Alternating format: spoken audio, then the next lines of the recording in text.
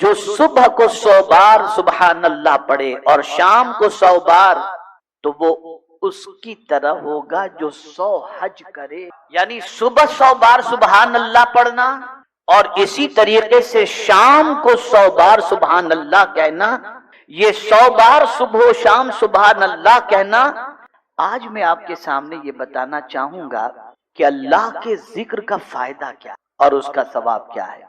ذکر تو بہت سارے ہم کرتے ہیں، لیکن اللہ رب العزت جل جلالہ نے خود اپنی کتاب میں فرمایا وَلَذِكْرُ اللَّهِ أَكْبَرُ، اللہ کا ذکر سب سے بڑا ہے۔ میرے پیارے آقا صلی اللہ تعالی علیہ وسلم کے پیارے دیوانوں، حضرت ابو درداء رضی اللہ تعالیٰ عنہ سے روایت ہے کہ تاجدار کائنات صلی اللہ علیہ وسلم نے ارشاد فرمایا، کیا میں تم کو یہ خبر نہ دوں کہ تمہارے رب کے نزدیک تمہارا کون سا عمل سب سے اچھا، سب سے پاکیزہ اور سب سے بلند درجے والا ہے، اور جو تمہارے سونے اور چاندی کو صدقہ کرنے سے بھی زیادہ اچھا ہے۔ صحابہ کرام نے عرض کیا، یا رسول اللہ صلی اللہ علیہ وسلم وہ کون سا عمل ہے؟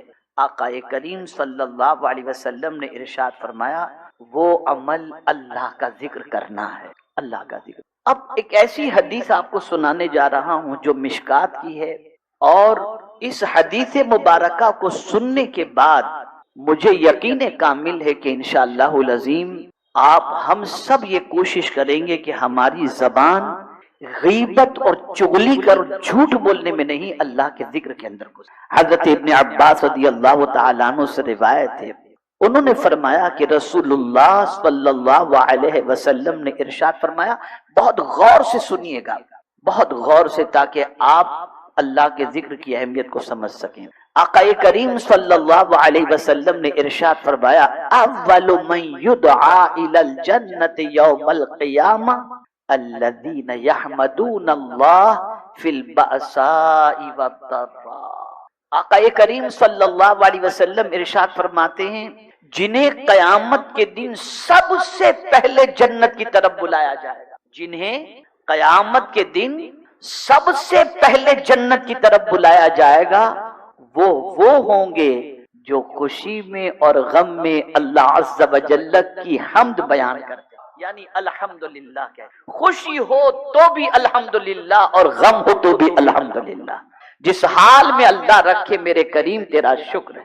میرے پیارے آقا صلی اللہ تعالی علیہ وسلم کے پیارے دیوانوں، اسی طریقے سے حضرت عمرو ابن شعیب رضی اللہ تعالی عنہما سے روایت ہے کہ وہ اپنے والد سے، وہ اپنے دادا سے راوی ہیں، انہوں نے فرمایا کہ رسول اللہ صلی اللہ علیہ وسلم نے فرمایا، جو صبح کو 100 بار سبحان اللہ پڑھے اور شام کو 100 بار، تو وہ اس کی طرح ہوگا جو 100 حج کرے۔ یعنی صبح 100 بار سبحان اللہ پڑھنا اور اسی طریقے سے شام کو 100 بار سبحان اللہ کہنا، یہ 100 بار صبح و شام سبحان اللہ کہنا، یہ اس بندے کی طرح ہے جس نے 100 حج کیے، یعنی اللہ اس کے برابر اسے ثواب عطا فرمائے گا۔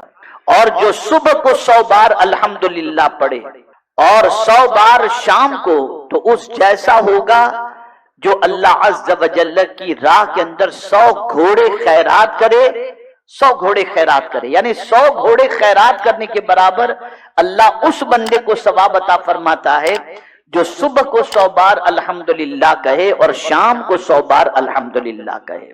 اسی طریقے سے فرمایا گیا، اور جو صبح کو 100 بار لا الہ الا اللہ پڑھے اور 100 بار شام کو، تو اس کی طرح ہوگا جو اولاد حضرت اسماعیل علیہ السلام سے 100 غلام آزاد کرے۔ اور اسی کے ساتھ فرمایا گیا، اور جو 100 بار صبح کو اللہ اکبر پڑھے اور 100 بار شام کو، تو کوئی اس سے زیادہ نیکیاں اس دن نہ کر سکے گا سوائے اس کے جو اتنی ہی بار یہ کلمات پڑھے۔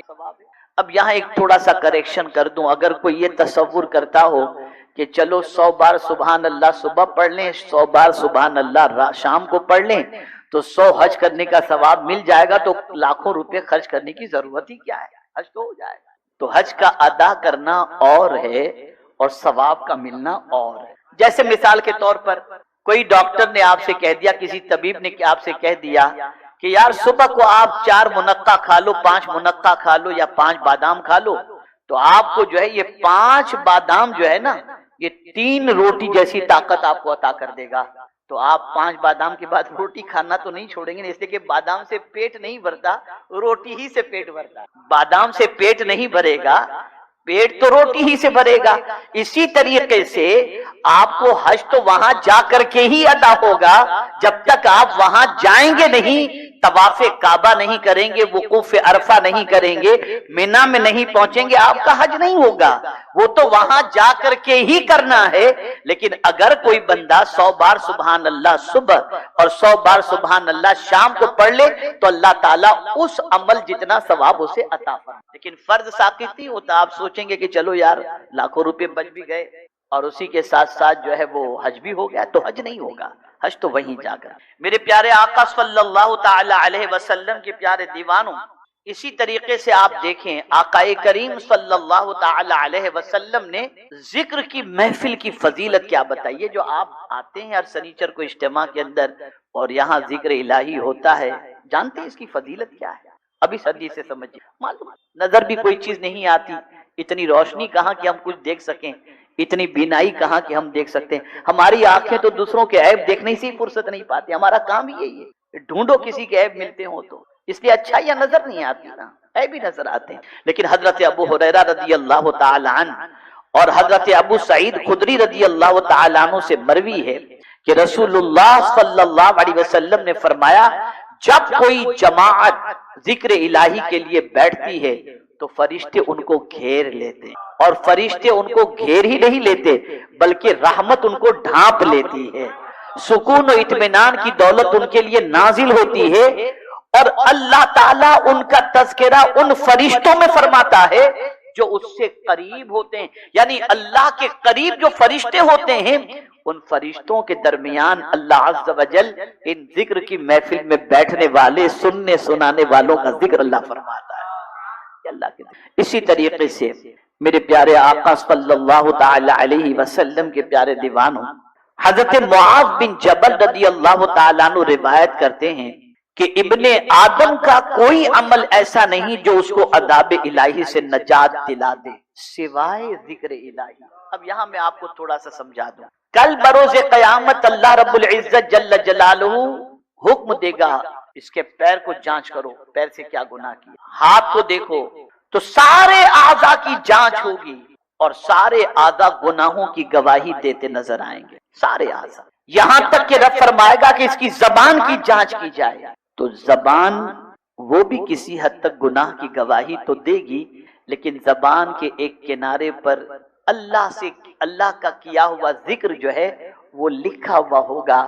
فرشتے عرض کریں گے گناہ تو اس نے کیا لیکن تیرا ذکر بھی اس نے زبان سے کیا ہے، رب فرمائے گا میرے ذکر کی برکت سے میں نے اس کے گناہوں کو معاف فرما دیا۔ اے رسول اعظم صلی اللہ تعالی علیہ وسلم کے پیارے دیوانوں، اس لیے اللہ کا ذکر کرتے رہنا چاہیے، بہت کرو اللہ کا ذکر، اٹھتے بیٹھتے اللہ کا ذکر کرو، اٹھتے بیٹھتے اللہ کا ذکر۔ حضور صلی اللہ علیہ وسلم نے اللہ کا ذکر اتنا کیا کہ حدیث مبارکہ میں یذکر اللہ فی کل حین، ہر وقت حضور اللہ کا ذکر کرتے تھے۔ ہم اور آپ سو جائیں تو وضو ٹوٹ جاتا ہے، لیکن حضور سوئیں تو وضو نہیں ٹوٹتا، اس لیے کہ ان کا دل اللہ کی یاد میں لگا رہتا ہے، اللہ کے ذکر میں لگا رہتا ہے۔ اے میرے پیارے آقا صلی اللہ تعالی علیہ وسلم کے پیارے دیوانوں، اس لیے اللہ کا ذکر کرنا چاہیے۔ اور یاد رکھیں حضور صلی اللہ علیہ وسلم نے اللہ کا ذکر کتنا کیا، اتنا کیا کہ آج پوری دنیا کی مسجدوں سے اللہ کے ذکر کی آواز بلند ہو رہی ہے، اور یہ حضور صلی اللہ علیہ وسلم کے اللہ کے ذکر کو عام کرنے کا صدقہ ہے، اور اللہ کے ذکر کرنے کا صدقہ ہے کہ اتنا اللہ کا ذکر عام ہوا کہ کامل مومن وہی ہے اذا ذکر اللہ وجلت قلوب، جب ان کے سامنے اللہ کا ذکر کیا جائے تو ان کا دل کانپنے لگ جاتا۔ مومن وہی ہے کہ جب ان کے سامنے اللہ کا نام لیا جائے تو ان کا دل کانپنے لگ جاتا ہے۔ وجل کے معنی کیا ہوتے ہیں معلوم؟ جیسے بجلی کا کرنٹ لگتا ہے نا، اور کرنٹ لگتے آدمی کانپنے لگ جاتا ہے، یہ وجل کے معنی میں کانپنے۔ مومن کا عالم یہ ہے کہ جہاں اس کے سامنے اللہ کا نام لے لیا گیا اس کا دل لرزنے لگا۔ مثال کے ذریعے میں آپ کو کہ کبھی کوئی انسان اچانک پولیس والے کو دروازے پر دیکھ لے تو گھبرا جاتا ہے، کیوں آئے ہیں، ڈر جاتا ہے، یہ سچویشن اس کی بن جاتی ہے۔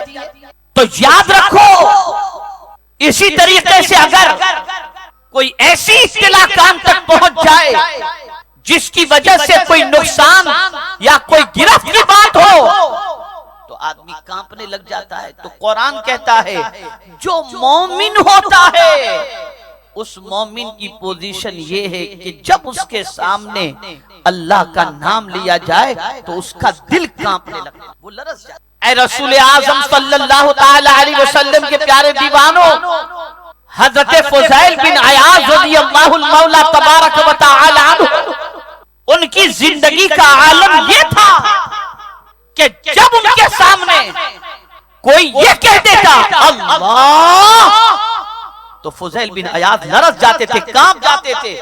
تو جب حضرت فضیل بن عیاض رضی اللہ تعالیٰ عنہ کا وصال ہوا تو لوگوں نے یہ نہیں کہا کہ فضیل اس دنیا سے چلے گئے، بلکہ بعض عارفین نے یہ کہا کہ فضیل نہیں گئے، اللہ کا خوف اس دنیا سے چلا۔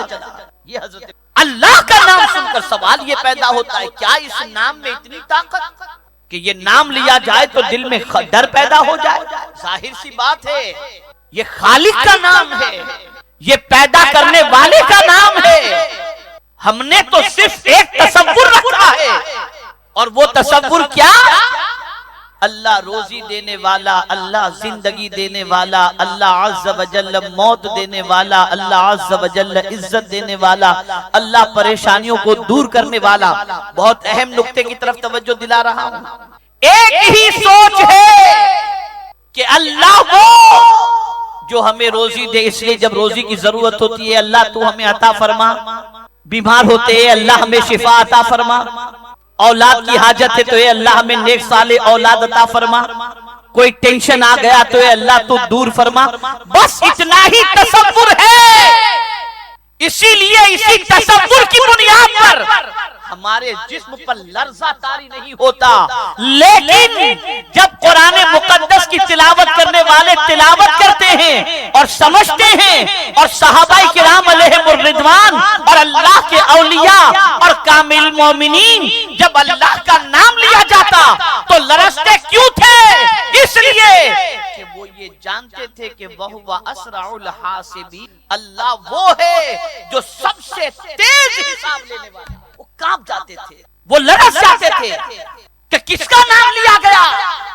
اس خدا کا نام جو پل پل کا حساب لے گا، اس خدا کا نام جو ہمارے دل کے بھید کو جانتا، اس خدا کا نام لیا گیا جس کی پکڑ سے دنیا کی کوئی طاقت بچ نہیں سکتی، اس خدا کا نام لیا گیا جو یوم جزا کا مالک ہے۔ اسی لیے تو سیدنا صدیق اکبر نے چڑیا کو دیکھا تو کہا تو ہی خوش نصیب ہے کہ قیامت میں تجھ سے کوئی حساب نہیں لیا جائے گا، کاش میں بھی کوئی چڑیا ہوتا اور اللہ کے حساب سے بچ جائے۔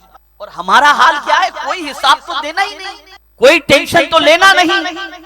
اس کی گرفت کا تصور نکل گیا، اس کی شان قہاری کا تصور نکل گیا، ان بطش ربک لشدید کا تصور نکل گیا۔ جب یہ ساری چیزیں نکل گئیں تو اللہ کا نام لیا جاتا ہے، بندے کو کوئی فکر نہیں، بلکہ اللہ اکبر۔ کل تک تو عالم یہ تھا کہ اللہ اکبر کی صدا سننے کے بعد آدمی سگریٹ ہاتھ میں ہوتی تھی تو پھینک دیتا تھا، اور آج عالم یہ ہے کہ اللہ اکبر کی صدا سن کر کے بھی آوارہ گردی کرتا ہوا نظر آ رہا ہے۔ یہ بے خوفی کیسے پیدا ہوئی؟ ہم اللہ کے بارے میں، اللہ کی شان اور اس کی قدرت کے بارے میں جانتے ہی نہیں، اور بس یہ سمجھ لیے ہیں کہ کوئی ٹینشن کی بات نہیں۔ ارے کوئی ٹینشن کی بات نہیں۔ ایک بہت اچھے تاجر، بہت اچھے فنکار، انہوں نے ایک اچھی طریقے سے کپڑا بنا، اور وہ کپڑا بنانے کے بعد ان کو دل میں یہ خیال تھا کہ یہ میرے جیسا کوئی دوسرا بن نہیں سکتا، تو اس کپڑے کو تیار کر کے لے کر کے گئے مارکیٹ میں بیچنے کے لیے۔ انہیں یقین تھا کہ اچھی قیمت آئے گی، لیکن جب بازار میں بڑے بیپاری کے پاس جب وہ کپڑا لے کر کے پہنچے، اس نے کپڑا دیکھا اور یوں کیا اور کہا اس میں بہت عیب ہے، بہت نقص ہے اس میں۔ اگر آپ اچھی قیمت سوچتے ہو تو آپ کو اچھی قیمت نہیں آئے گی، اچھی قیمت نہیں، اور پھر لگا نفس نکالنے کے لیے تو وہ حیران ہو، رونے لگے، وہ بزرگ رونے لگے، تو وہ شخص کہتا ہے تاجر آپ روئے نہیں، آپ کیا قیمت سمجھتے ہیں، آپ چلیے کہہ دیجئے میں دے دیتا ہوں، آپ روئے نہیں۔ کہا تو کیا سمجھتا ہے، میں قیمت کی وجہ سے ایک تصور مجھے رلا دی، اور وہ تصور یہ ہے میں نے تو اپنے اعتبار سے بڑے اچھے طریقے سے کپڑا بنا تھا، لیکن اچھی جانچ کرنے والے کے ہاتھ میں کپڑا آیا تو کافی عیب نکالے، میں سجدے بھی کرتا ہوں، ڈرتا ہوں، میرے اعتبار سے تو سجدے صحیح ہیں، کہیں وہ جانچ کرنے والا تیری طرح جانچ کر کے جو ہے وہ اس میں عیب نکال دے گا تو میرا کیا؟ اللہ ساری تمثیل سے پاک ہے۔ لرز گئے وہ، کہاں گئے؟ کیوں؟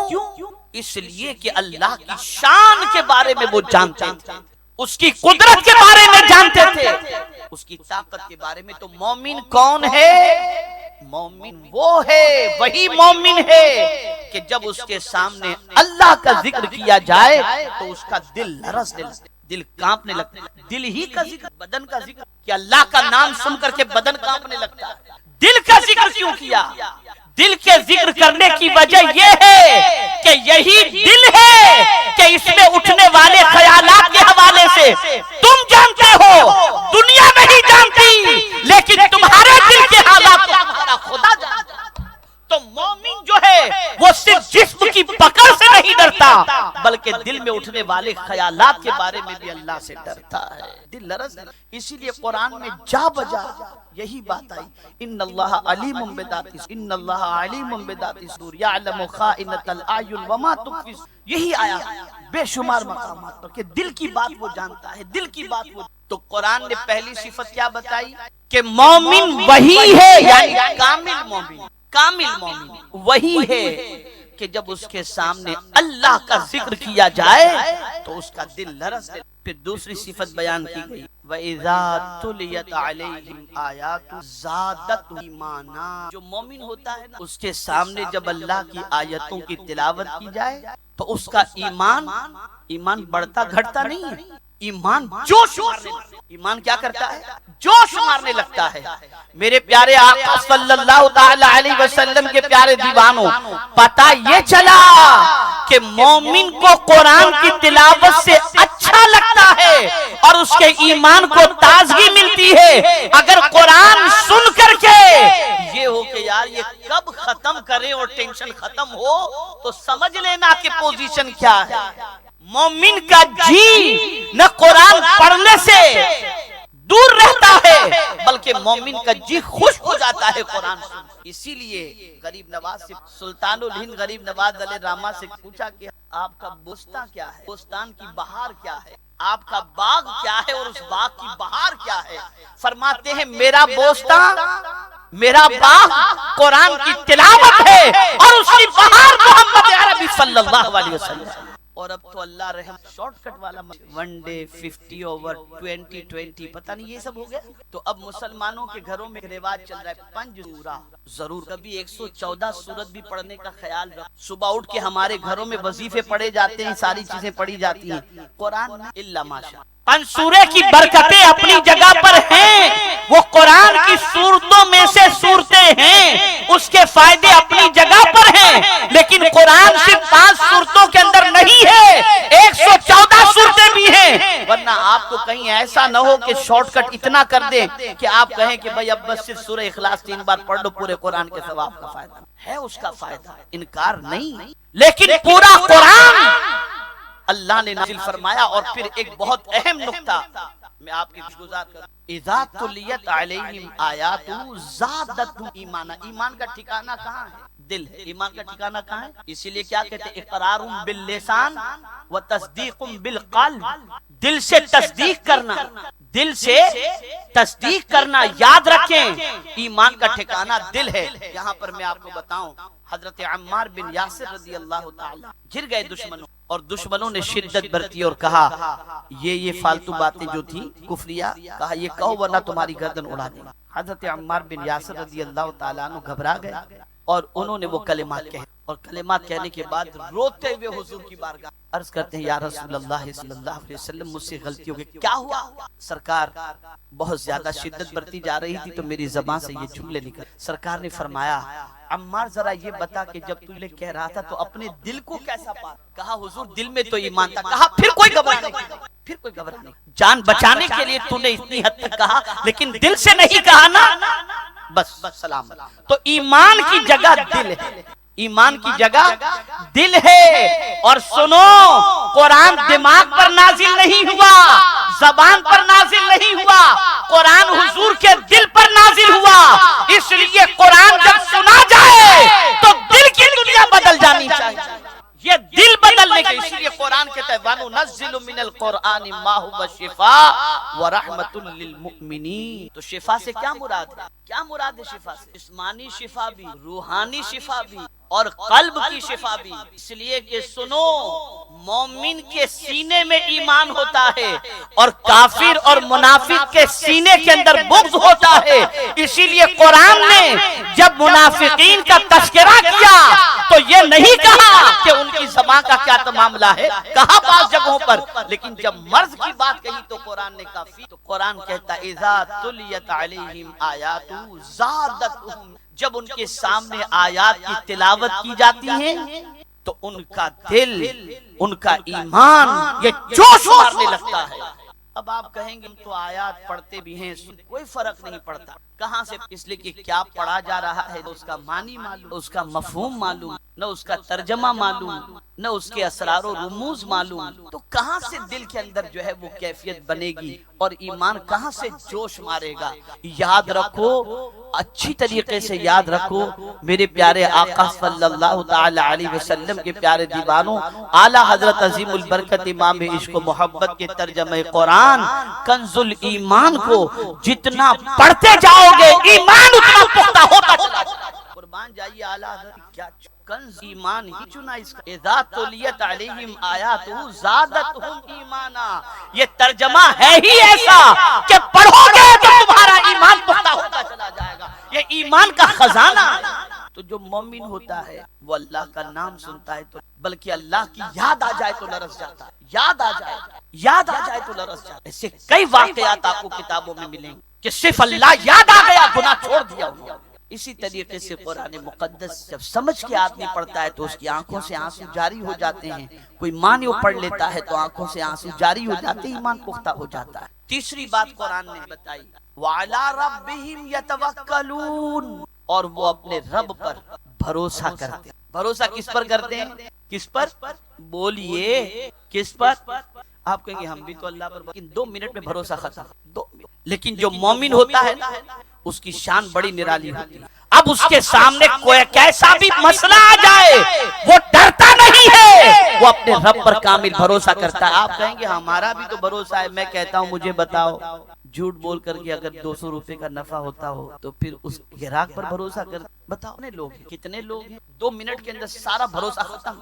ایک صاحب بایزید بستامی علیہ رحمہ کے پاس حاضر آئے اور عرض کرتے ہیں بہت سارے مزید میں تنگی ہے, دعا فرمائیں یا کوئی نسخہ فرمائیں. پتہ نہیں اللہ والوں کا موڈ کبھی عجیب عجیب بھی ہوتا ہے نا, تو عجیب موڈ میں تھے تو فرمایا ایک کام کر, تیرے بیٹوں میں سے بچوں میں سے کسی بچے کا ذمہ اگر اللہ نے نہ لیا تو اس کو گھر سے نہیں. آپ کہتے ہیں بھروسہ رکھ اللہ پر, جب وہ چونٹیوں کو روزی دیتا ہے تو تجھے نہیں دے گا.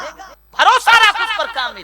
اور یاد رکھو قرآن نے کہہ دیا وَمَن يَتَوَكَّلْ عَلَى اللَّهِ فَهُوَ حَسْبُهُ, جو اللہ پر بھروسہ کر لے اللہ اس کے لیے کافی.